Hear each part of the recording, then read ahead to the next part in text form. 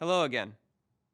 Earlier, we talked about some ways that you can respond to objections during or after your presentations. In this video, I want to share some more Q&A best practices. Let's go back to our World Happiness presentation example. Imagine we've finished preparing for a Q&A and it's time to actually answer some of our audience's questions. Let's go over some ways that we can be sure that we're answering questions effectively. We'll start with a really simple one. Listen to the whole question.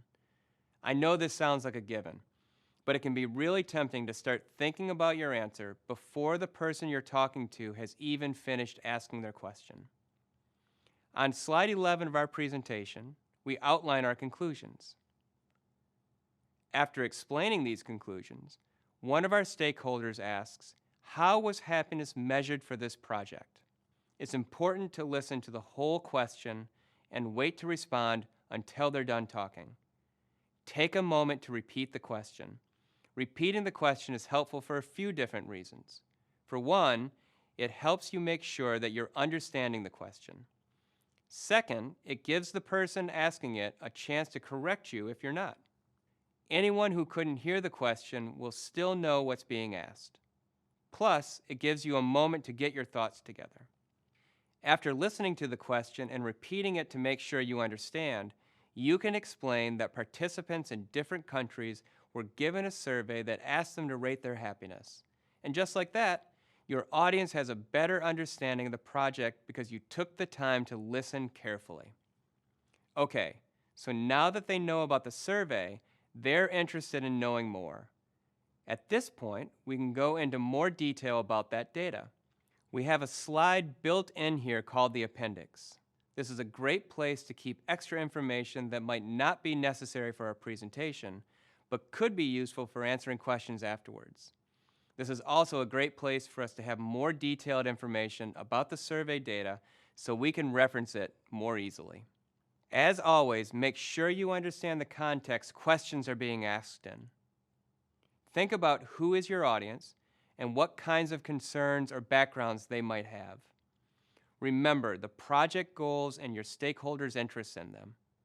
And try to keep your answers relevant to that specific context, just like you made sure your presentation itself was relevant to your stakeholders. We have this slide with data about life expectancy as a metric for health. If you're presenting to a group of stakeholders who are in the healthcare industry, they're probably going to be more interested in the medical data and the relationship between overall health and happiness. Knowing this, you can tailor your answers to focus on their interests so that the presentation is relevant and useful to them. When answering, try to involve the whole audience.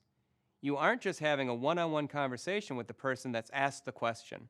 You're presenting to a group of people who might also have the same question or need to know what that answer is. It's important to not accidentally exclude other audience members. You can also include other voices. If there's someone in your audience or team that might have insight, ask them for their thoughts. Keep your responses short and to the point.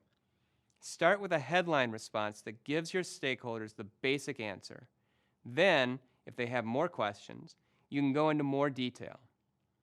This can be difficult as a data analyst. You have all the background information and want to share your hard work, but you don't want to lose your audience with a long and potentially confusing answer. Stay focused on the question itself. This is why listening to the whole question is so important. It keeps the focus on that specific question. Answer the question as directly as possible using the fewest words you can. From there, you can expand on your answer or add color, context, and detail as needed. Like when one of our stakeholders asked how the data measuring happiness was gathered. We started by telling them that a survey was used to measure an individual's happiness, and only when they were interested in hearing more about the survey did we go into more detail. So to recap, when you're answering questions during a presentation Q&A, remember to listen to the whole question, repeat the question if necessary, understand the context, involve your whole audience, and keep your responses short. And remember, you don't have to answer every question on the spot.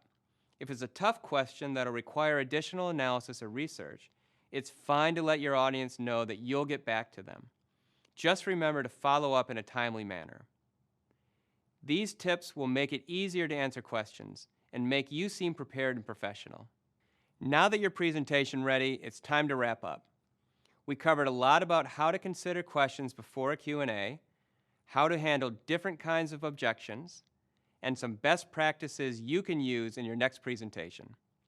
That's it for now. See you in the next video.